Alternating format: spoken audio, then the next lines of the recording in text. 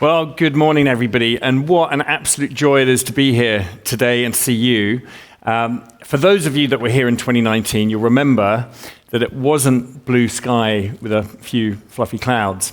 When we started CogX, we had this vision of creating something that was truly a festival, with the spirit of a festival, with a celebration of technology and innovation, while still looking to address the challenges to make sure that we deploy that technology in a responsible way. And by the time we got to 2019, we finally got a festival format here at King's Cross. I'm incredibly grateful to Samsung and to Argent, who are our hosts here and have made us incredibly welcome over the last 3 years. But on that day in 2019, June, we actually found out in the morning that we were going to have the single largest day of rainfall in the recorded history of June. And while it was only a joke in 2017 when we said we wanted to build the Glastonbury of AI, my God, did we get the weather as well as the festival feel. So I'm very, very pleased today that we don't have that weather, and it's wonderful to be here in person. And for a long time, we've always wanted to have this experience here, the summit stage, a much smaller audience, and the networking space. And so thank you for joining us. And this will continue all the way through the 3 days. The focus on day one today is global stability and growth. For day two, we're moving to true tech transformation. And for day three, we're moving the conversation to the future of work and the employee experience. And I'm sure you agree those are all hugely important topics to all of us. And that includes everything from the CEO to, frankly, a student. So please come back and enjoy the sessions here. We have 3 other incredible stages, festival stages 1 and 2, one in P2 and one in Aga Khan. And we have the brilliant Open Web Forum stage as well in P2, which is focused on Web3, blockchain, and decentralization. So it's been a journey. Year 1, 2017, we were just 1,000 people. Year 2, we were 6,000 people. We moved to the tobacco docks. Year 3, we were here in King's Cross with 20,000 people. It was quite extraordinary. And year 4, of course, we hit the pandemic. And so we had to pull back and focus on delivering a virtual experience, which we did, and the team turned that around in just 3 months, and we had 44,000 people register online. Now, having gone through that incredible transformation from a physical event, where we always did live streaming, but it wasn't the focus, to something that was streamed, only streamed online, almost like a pop-up TV channel, if you like. When we got to 2021, we thought that was going to continue to grow, but actually something interesting happened. The appetite for people to log in and watch a whole conference through the day started to reduce. And instead, we focused on pushing the catch-up content after the festival out to thousands of people. In fact, in 2021, we had a total audience online of 840,000 people, which was quite extraordinary. And it makes sense, really. I mean, how many people watch live television these days? I mean, it's a much, much smaller community. And so when you think about it, watching a catch-up video is going to be a more helpful way to deliver the content. And so this year, you'll see not just this set, but all the sets. We're really focused on recording this content and making it possible for you to watch it afterwards at your own leisure. And not only will you be able to watch the full-length talks, you'll also be able to watch 15-minute highlights so that you can get through them quicker. So we hope you enjoy not just the experience here today, the magic of the in-person experience, but also of the catch-up experience afterwards. So that's a little bit about the festival. We've got incredible topics on this stage and all the other stages. I'm going to move on to a couple of other things we've done this year. So we had our awards back in March, actually in this same room. And it was an incredible event celebrating 70 different award winners, both organizations and individuals. And on the back of that day, we also announced something really exciting. And that's our Patron program. So anybody who's been in the event space knows that one of the challenges is every year it's quite hard to forecast how many people are going to turn up, how many people are going to buy tickets, how many people are going to buy sponsorship packages, and it's just one of the challenges of being in the event space. And yet we have an incredible community that feel not only that they want to be part of what we're doing, that they want to be recipients of all the knowledge sharing, but also networking with each other. And so we thought to ourselves, is there another model for this? And of course there is. Patron programs exist all over the world. There are patron programs for universities, for London Zoo, for the Royal Society of Arts, etc. And those are for people that want to get more involved in those institutes. So when we launched this, we wanted to pull out the best elements of those programs. We also thought it would be exciting to experiment with one of the big technologies of our time, which is NFTs. And so we launched the CogX Festival Patron NFT. And that's been priced at a single gold pass, but actually what it gets people is a gold pass for life. And the community responded really well to it. We've launched that founding patron token, and we've already had a number of meetings where the community now can come together, propose new ideas, and vote on them. And these ideas are ultimately going to shape the future direction of the festival. So that's been a great success. The second thing I wanted to talk to you all about is our platform. And so the platform that CogX have put together, which we developed last year and actually showcased at the event last year, is really a new social media platform, but it's different in that it's curated. So the content's curated. There's no sport on there, there's no comedy, there's no entertainment. It's really something that's just focused on the kind of experience that you'd have here at the festival. And secondly, it's really designed for professionals in mind. And if you go to the app stores, Android and Apple app stores, you can download the app today. But most importantly, we developed a way for organizations to use this as a learning tool inside their own teams. And when you deploy this in an enterprise, you can actually set the learning topics that you want your organization to focus on. And when people go through the feed, which is a bit like TikTok, and you scan through it, instead of it showing you advertising every 5 clips or so, it's going to show you content that matches the learning topics your organization wants you to focus on. And then after that, if you want to go to the learning feed, it's only going to show you topics that match your organization's learning goals.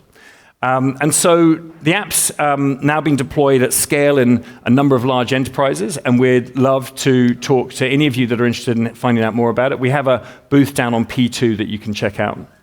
So last but not least, it's really just for me to thank our incredible sponsors. I know Michael mentioned this earlier, and it's always a real pleasure to work with these organizations in putting together and curating the content for the festival.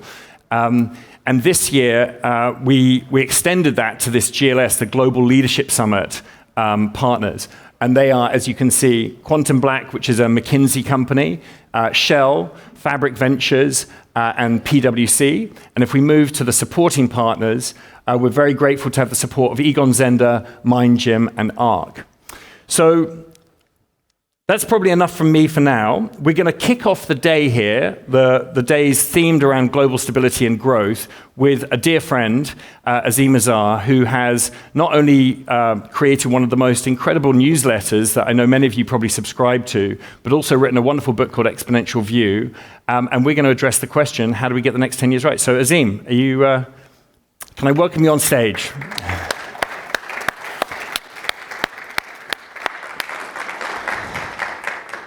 Hi, Charlie. How are you? It's nice to see you. Well, it's been one hell of a journey over the last 6 years. This is the 6th edition of CogX. And I know the first one in 2017, of course, was all about what's the impact of AI on industry, government, society. So I thought we'd kick off with that topic, but there's 3 topics I'd love to cover if that's okay. The first is going to be AI and other transformational technologies. Sure. If we can move from that to talking about the future of work, because I think everybody's been through so much change, and that's obviously we're going to pick that conversation up on day 3 here, and then maybe we can come around to at the end the topic of the circular economy, sustainability, and hopefully some global peace. But let's take a step back. Where were we in 2017?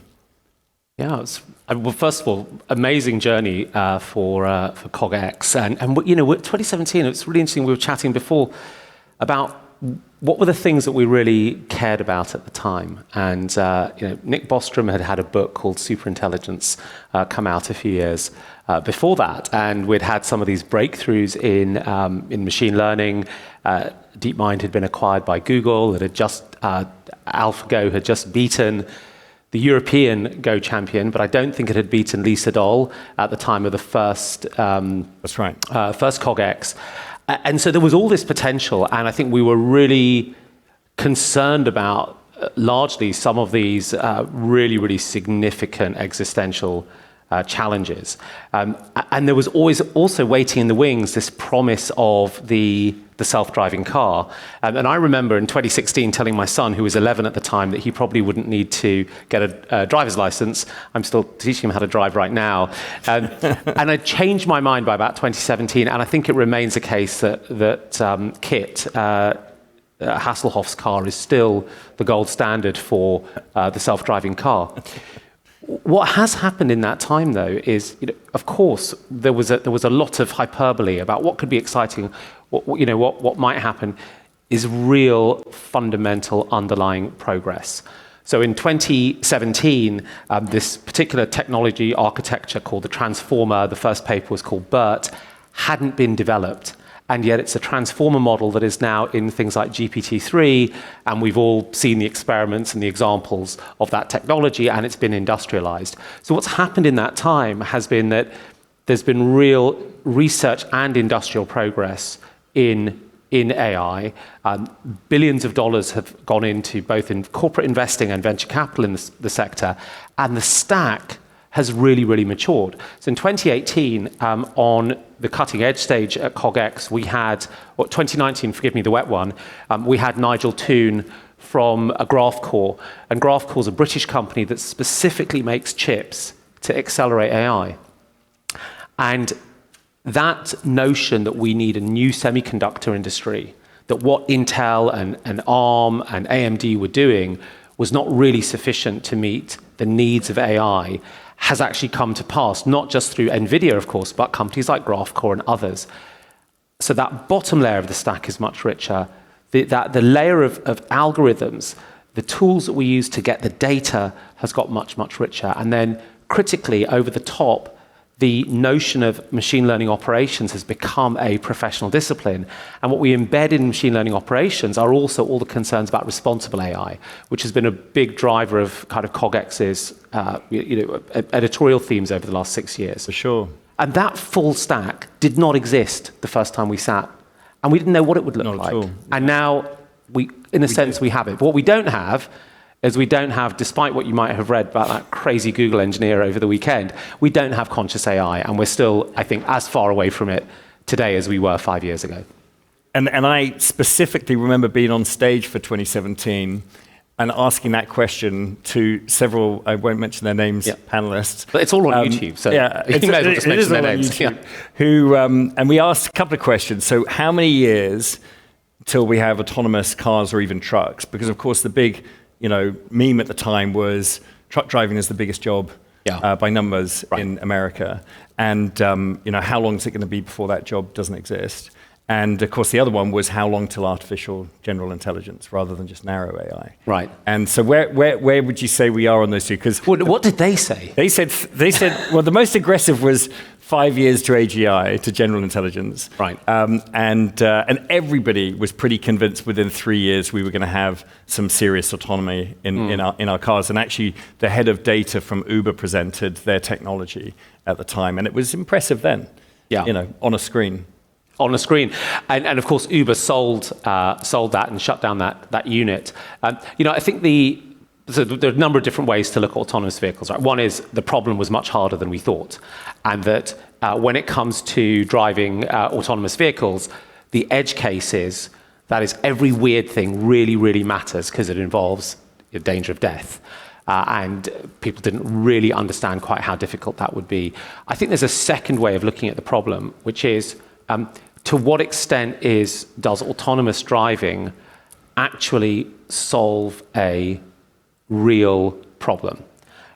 We know that autonomous safety features solve problems. So advanced driver assistance, like anti-lock brakes and seat belts and headlights, those are painkillers in a sort of quite literal and metaphorical way.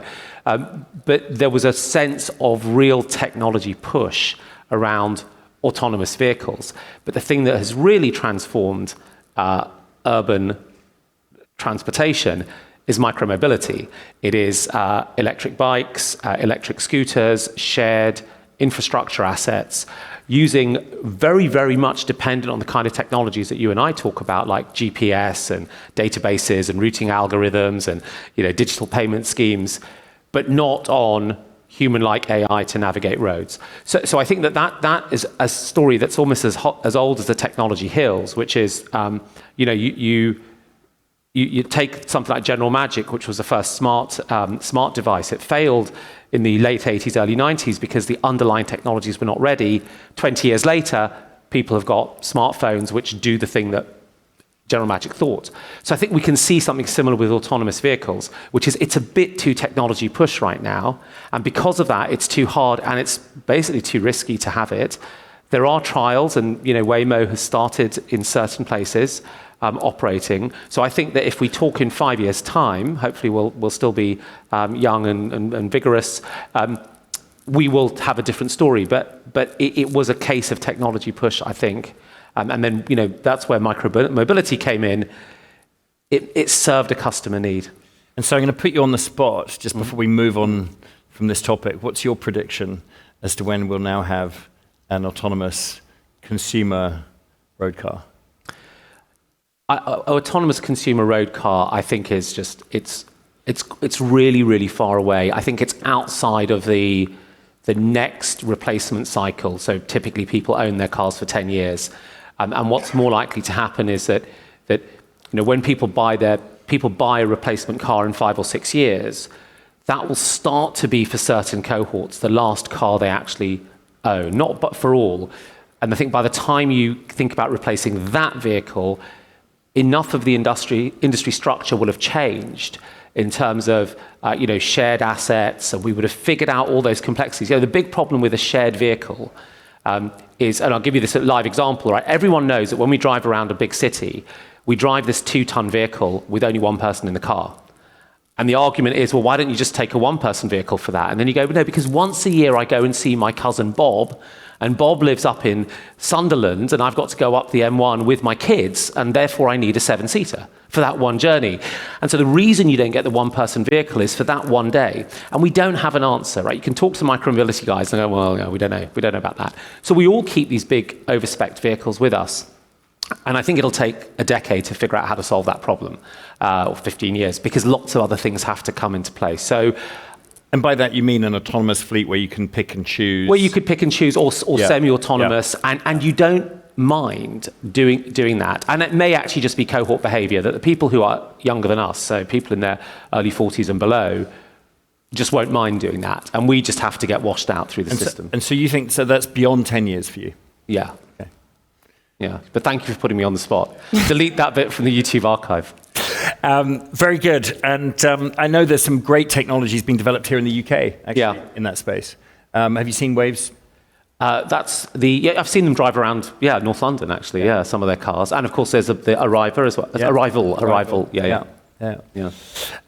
Great. Well, listen, before we move off technology, what is the most exciting breakthrough technology? It doesn't need to be AI or anything, just that you've seen recently. I know you have your regular podcast, you're interviewing people all the time. The most exciting, that is, has gotten traction. That's even harder. So I think the most exciting thing that I have seen is the idea of carbon recycling. So the ability to get microorganisms that can take carbon dioxide out of the atmosphere and then turn them into useful industrial inputs. So they haven't yet got traction, but they are starting to produce, and now they're in the question of the commercial scaling challenge. Now, the reason that's exciting is that a third of the petroleum we pull out of the ground is not burnt, it's actually used to make the fibers in clothes or plastics and all the other things that we use in a modern life. And we need to figure out how to do that without putting CO2 in the atmosphere. So I think that area is a really, really enormous business that has just started to build out. Which is bacteria-based and process-based. Bacteria being used in industrial processes. Yeah. Brilliant. Well, look, we're going to come back to that topic in a little bit. Let's just change track for a second and talk about the future of work. I mean, we've all got our own personal experiences. Yeah. We have 35 people at CogX, and they all went remote. And when do you bring them back? There's been lots of reports published recently. In fact, on day 3 here, we've got some amazing new reports that are going to be presented. But what's your perspective on that? How is this going to settle down? Because I think there's been a lot of debate, and what are the real wins that we've gotten out of it? Yeah, I mean, I think it's a really great question, and you're right. CogX has tracked this and brought some brilliant thinkers on this topic regularly for 5 years, 6 years. And where we were in 2017 was on the cusp of a jobs apocalypse, right? The robots were going to come in and take all the jobs, and all the research from the World Economic Forum and Forrester and so on said there's going to be lots of unemployment. We were at the time at the highest levels of employment in virtually every country, and then the pandemic shows up and raises unemployment rates, and here we are. There are still people wearing masks, and the pandemic isn't over fully, and you can still be careful. And one of my friends got Omicron, who I saw last week, just on Wednesday, and we are at the highest employment levels that we've seen, despite the AI having progressed as much as it had. And so that tells us that when we try to forecast the future of work, it's not just about technology, it's about economic growth, it's about managerial skill, it's about labor regulations, it's about demographics. But here are some surprising things that we have learned.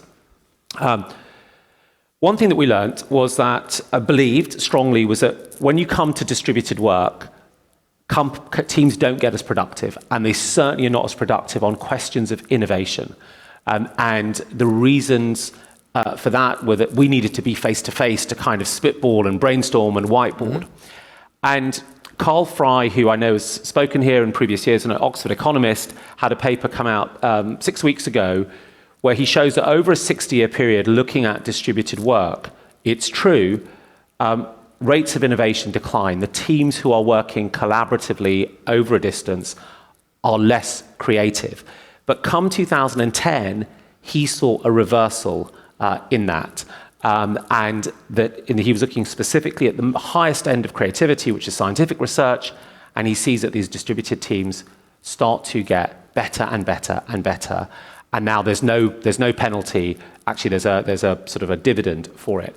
Now, why is that? And I think that the reason why it is a combination of we learn how to use these new technologies. When typewriters were first introduced in the turn of the 20th century, it took about 20 years for companies to figure out how to use typewriters effectively.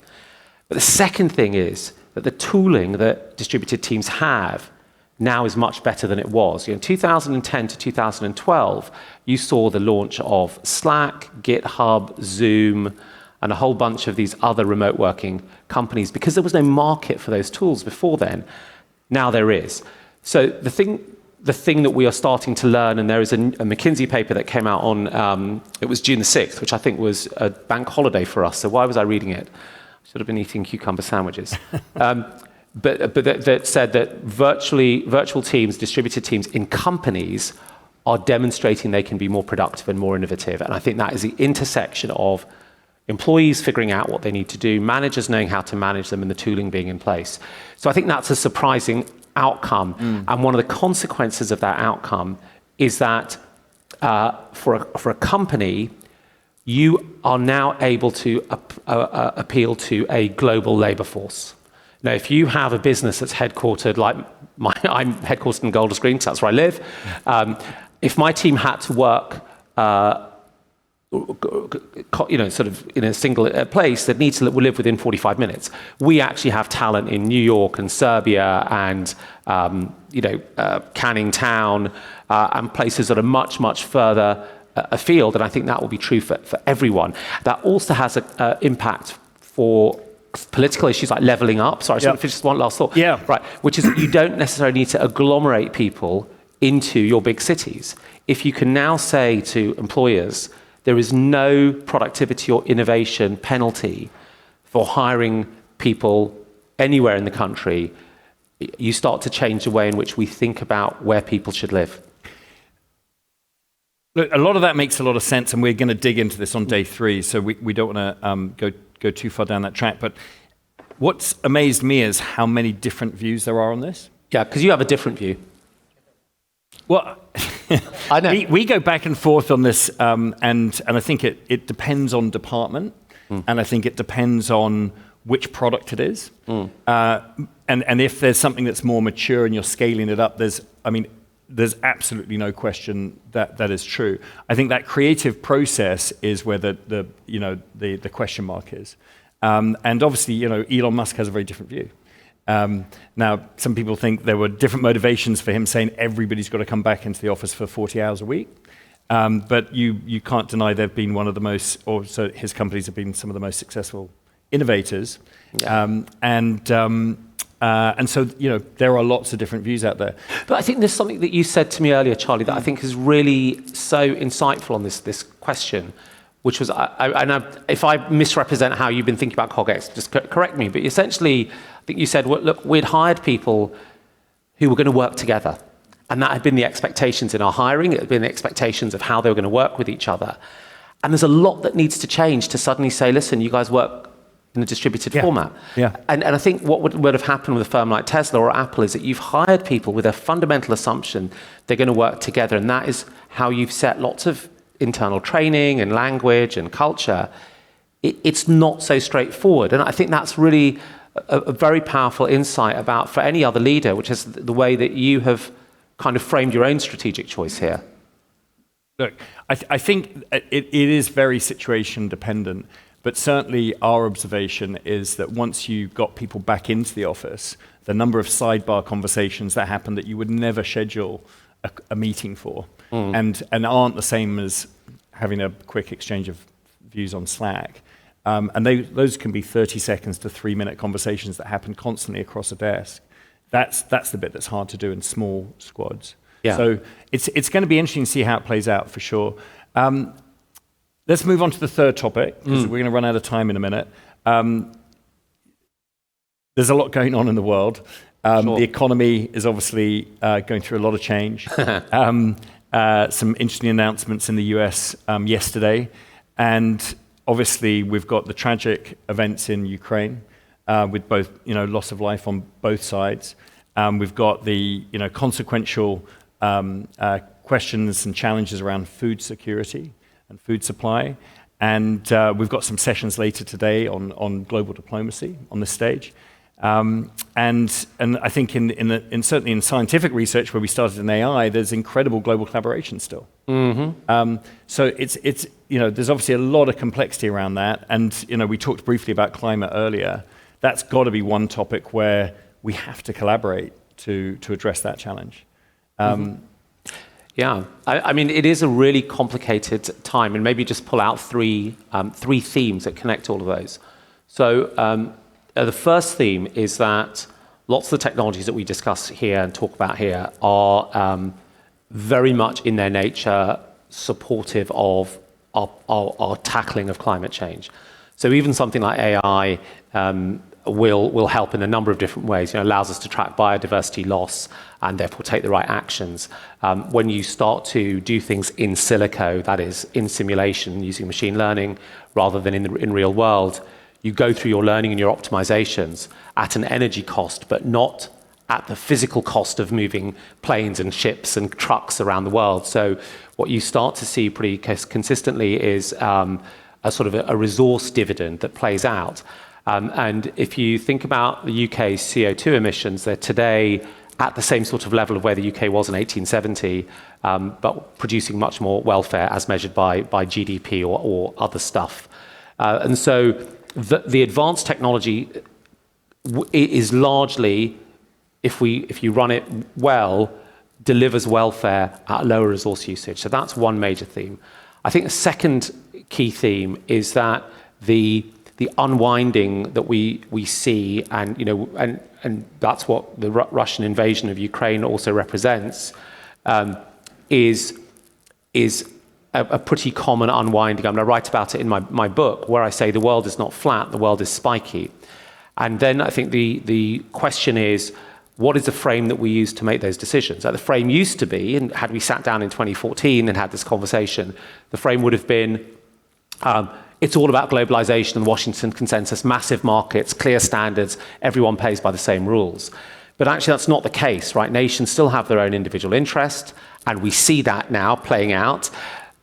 So instead, the question is going to be, what is the degree of openness and closeness that we choose to have at different places and at different points? And where is the point that we might say of our technology, we're only going to allow you, Mr. Customer, to use it if your national regime adheres to the following X, Y, Z values that we've made kind of explicit.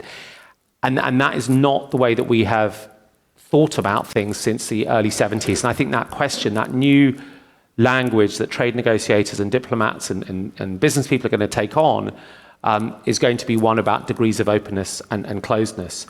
And that, I think, brings us to the third theme around this, which is so many of the technologies that we talk about today are support much more localized behaviors. So the whole synthetic biology approach, which was we talked about with carbon recycling, but which we can use to make foods and we can use to make drugs and medicines. All of those things don't require massive industrial chemical plants that you sort of stick on the coast.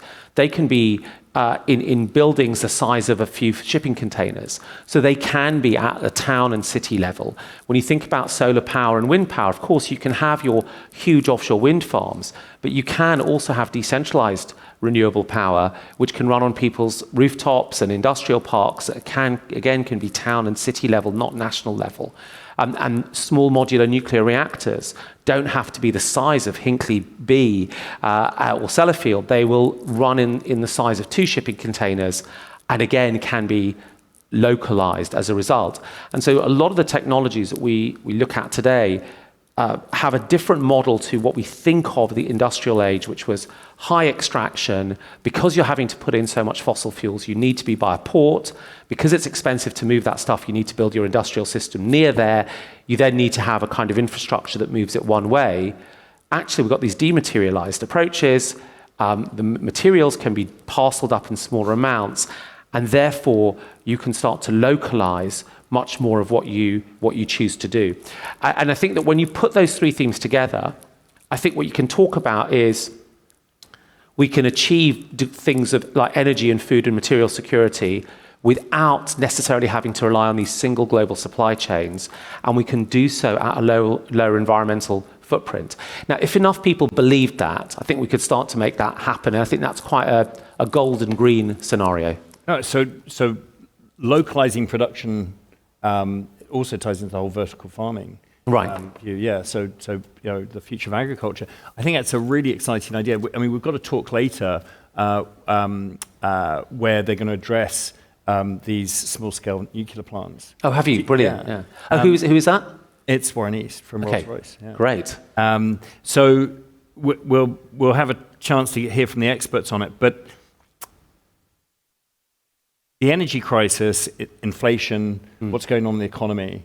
One of the core ideas behind CogX, and we really adopted it from 2020 with respect to the UN Sustainable Development Goals, was to ask this question: how do we address the central question? How do we get the next 10 years right? Now, there's 2 questions better than that, right? What is right, and how do we get there? There are lots of moving parts at the moment. What do you think is going to be crucial as we wrap up the session? What do you think is going to be crucial to getting this next 10-year period right? Well, I think it's a really great question to keep coming back to. I think one of the things we have to do is go back and start to ask the right questions. And a lot of the public debate has not been about the right questions in recent times, and if we can establish what those questions are. I had a leader in a column in the FT on Saturday about what government policy interventions can be used to make innovations affordable more quickly. I obviously think that's the right kind of question to ask. If you look at what happened with Ukraine, on February the 24th, I started to read a lot by sort of Russian specialists that had been written in the period of about 2005 to 2016. And when you read that, you sit there and you think, oh, well, of course this was going to happen. And how, in a sense, did we not know? How did we not have that certainty? Because we weren't asking the right questions. And so I think one of the starting points is to start to ask those right questions. And it's going to take us to some really uncomfortable places because we're going to have to unwind certain beliefs. One of the beliefs that you might have to unwind is this idea of rules-based global Washington consensus, World Trade Organization type of thinking. And that's not because those things were the wrong decisions at the time. It's because circumstances have changed and we need to be fresh with our strategies. And if I just may, it ties a little bit back to AlphaGo and Move 37, which was a sort of creative move in I think the third or fourth game against Lee Sedol. So what AlphaGo did was it made this move that was incredibly exploratory that no human had ever made and no machine had ever made. And then people suddenly thought, wow, there's a new way of playing Go after all these years. And I think that's exactly where we, our societies, our political economies, our ways of running business have got to in the last 5 years. It's what I call the turning point to the exponential age, where the strategies we use have been so successful during the industrial age, and certainly the late industrial age from the 1890s to about 2014-15, have played out. And we now need to find our Move 37, our new way of playing this game. And to come up with the strategies and the policies and the values and the interactions for the exponential age. And that's the point that we're at the moment. And how do we get there? I mean, you convening hundreds of people for thousands of conversations every year is one of the ways that we get there. We ask the right questions. We bring some criticality to the page because the truth is, no one knows. Well, listen, on that note, I'd like to thank you, Azeem, for opening today's thank you.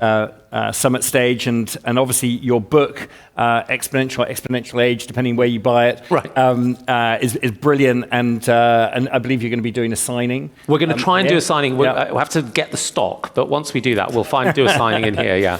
Because it's sold out everywhere. No, it's brilliant, and the newsletter, the podcast, it's fantastic. Can't recommend enough anybody who's not a subscriber. And thank you for joining us, addressing that question: how do we get the next 10 years right? My pleasure, Charlie. Always a pleasure. Thanks.